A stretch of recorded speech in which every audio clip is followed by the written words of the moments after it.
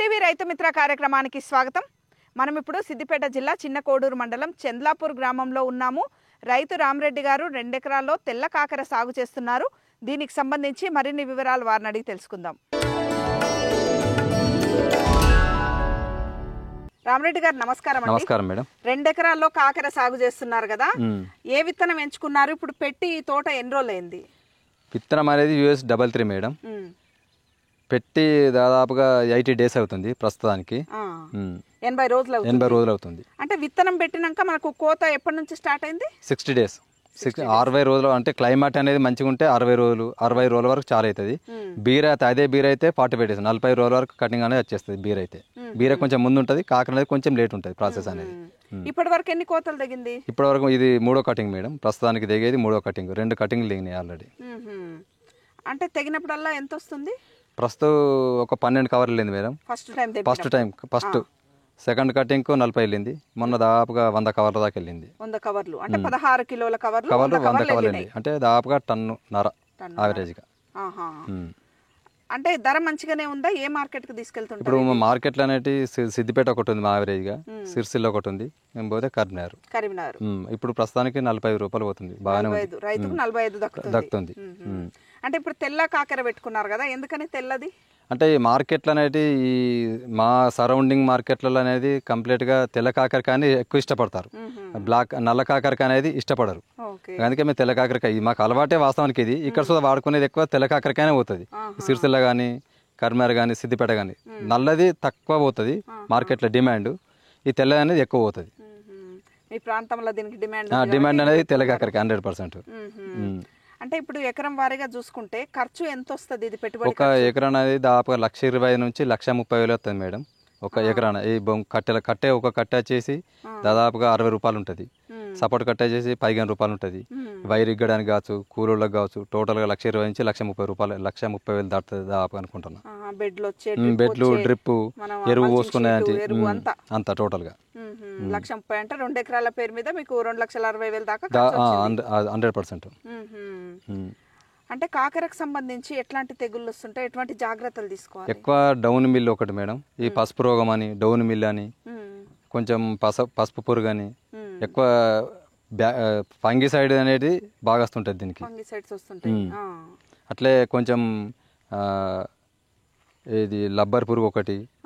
ఈ పురుగు అంటే ఎన్ని రోజులకు ఒకసారి పిచికారీలు పడతాయి మనకి దీనికి? 1 వీక్ 1 వీక్ ఒకసారి కంపల్సరీ చేస్తూనే ఉండాలి. ఒకసారి దోమ మందు, ఒకసారి 1 వీక్ ఒకసారి ఆకు మీద అనేది స్ప్రే చేస్తూనే ఉండాలి. అట్లా చేస్తేనే చేను అనేది మనకు కంట్రోల్గా ఉంటుంది, పర్ఫెక్ట్ ఈల్డింగ్ ఉంటుంది. 1 వీక్ ఒకసారి 1 వీక్ దాదాపుగా వారానికి ఒకసారి ఖచ్చితంగా స్ప్రే చేయాలి. రామరెడ్డి గారు, విత్తనం పెట్టుకున్నాక మనకు 80 రోజులకు పూర్తి స్థాయిలో కోత స్టార్ట్ అవుతుంది కదా, అట్లా ఎన్ని రోజుల వరకు ఇది మనకు చేతికి వస్తుంది? క్లైమేట్ అనేది చేంజ్ అయ్యి ప్రస్తుతానికి ఏంటంటే ఎప్పుడు వానొస్తుంది తెలుస్తుంది, ఎప్పుడు ఎండ కొడుతుంది తెలుస్తలేదు. బాగా వాటర్ అనేది భూమిలో వాటర్ శాతం అనేది ఎక్కువైంది. కొంచెం చేను అనేది కొంచెం ఖరాబ్ అవుతుంది.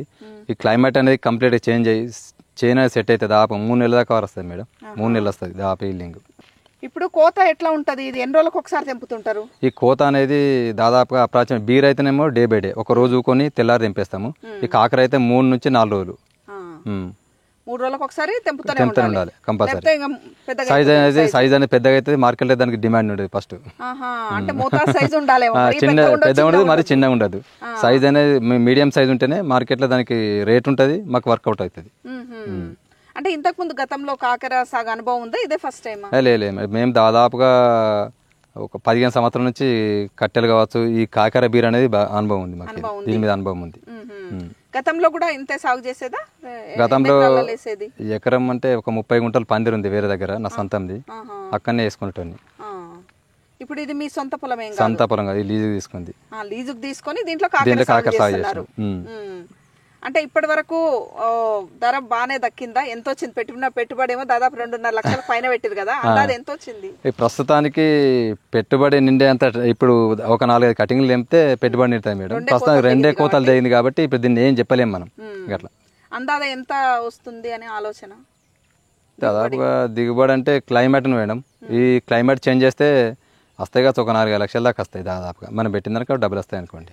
పెట్టిన దానికి డబల్ వస్తాయి. ఇప్పుడు కూలీలకు సంబంధించి కూడా తెంపినప్పుడల్లా కూలీలు పడతారు కదా, ఆ కూలీలు తెంపినప్పుడల్లా ఎంత మంది పడతారు? ఇప్పుడు 2 ఎకరాల పేరు 2 ఎకరాలు అంటే దాదాపుగా తెంపినప్పుడు ఒక కటింగ్ వచ్చేసి దాదాపుగా 10 మంది పడతారు మేడం.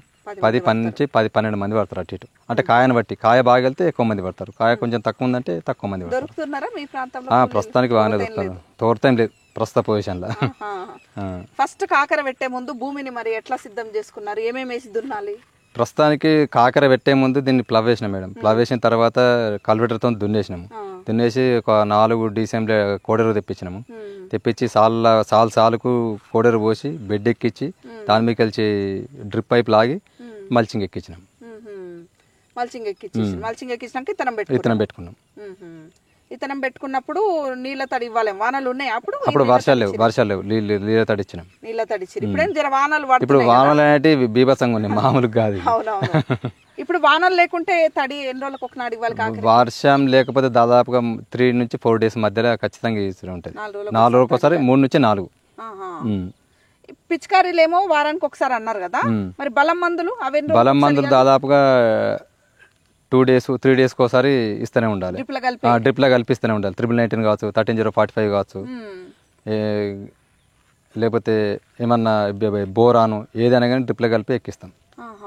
ఇప్పుడు మనము పెట్టుబడి ఖర్చు ఎకరానికి 1,30,000 అన్నాం కదా, ఎందుకని ఇంత పెట్టుబడి ఖర్చు? ఇంత పెట్టుబడి అంటే దాదాపు ఫస్ట్ ఎస్టిమేషన్ ఏంటంటే బొంగులకు దాదాపు 1 ఎకరాన్ని వచ్చేసి 500 కట్టెలు పడతాయి. ఒక కట్టెకు 60 రూపాయలు, 5 30,000 దానికే పోతాయి. ఈ మల్చింగ్ ప్లస్ కోడెరువుకు స్టేకింగ్ చేసేదానికి ఇవన్నీ ఖచ్చితంగా 1,30,000 ఖర్చు ఎక్కువ పడుతుంది. విత్తనానికి సుతా పెద్ద ఏం కాదు, కానీ దీనికే బాగా ఎక్కువ ఖర్చు అవుతుంది. ఎందుకంటే ఇది తీగ జాతి కాబట్టి ఖరాబ్ రాదు, అంత దిగుబడి రాదు. మనం అనుకున్నంత రాదు. ఈ వర్షాలు ఇట్లుంటే 100% జీరో పరిస్థితి, నష్టపోవాల్సిందే ఖచ్చితంగా. ఈ క్లైమేట్ ఎదుర్కోవాల్సిందే. స్టేకింగ్ చేస్తేనే ఆ మార్కెట్ సుధా స్టేకింగ్ చేసిన కాయకు మాత్రమే విలువ ఉంటుంది. కింది కాయ అనేది మచ్చత్తు, కింద ఎప్పుడైతే వారుతుందో కాయ దానికి అనేది మచ్చత్తు ఉంటుంది, అంటే కాయ అనేది కుళ్ళిపోతుంటుంది. మార్కెట్స్ డిమాండ్ ఉంటుంది. అంటే ఇది మొత్తము 80 రోజులకు మనకు వస్తుంది, మళ్ళీ 3 నెలల పంట కాలం. అంటే దాదాపు క్లైమేట్ అనేది క్లైమేట్ అనేది మంచిగా అనుకూలిస్తే 3 నెలలు, లేకపోతే 2 నెలలు మనకు దిగుబడి వచ్చేది.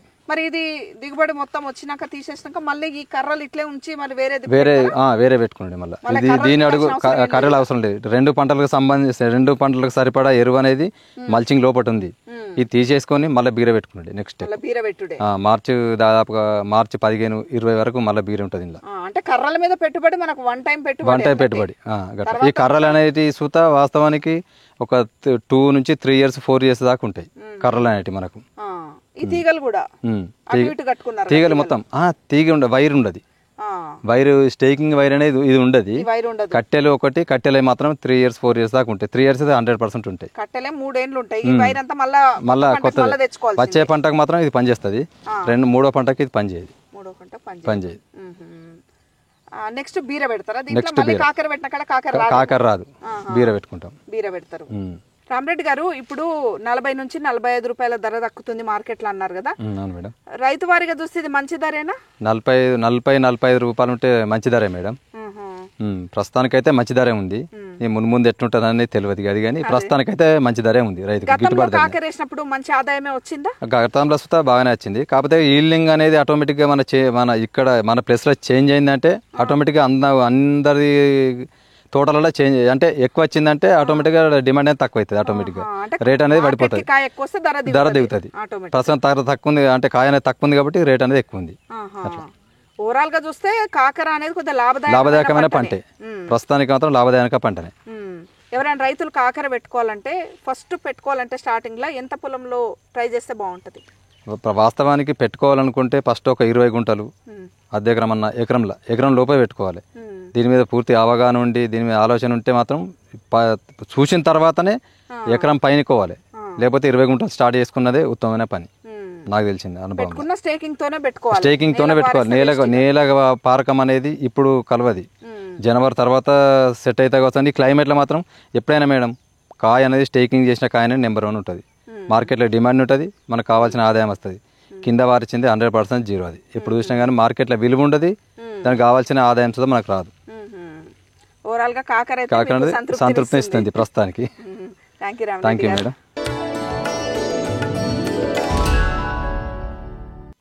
ఇది ఈనాటి రైతు మిత్ర. మరో వ్యవసాయ సంబంధ అంశంతో మళ్ళీ కలుద్దాం. అంతవరకు సెలవు. నమస్కారం.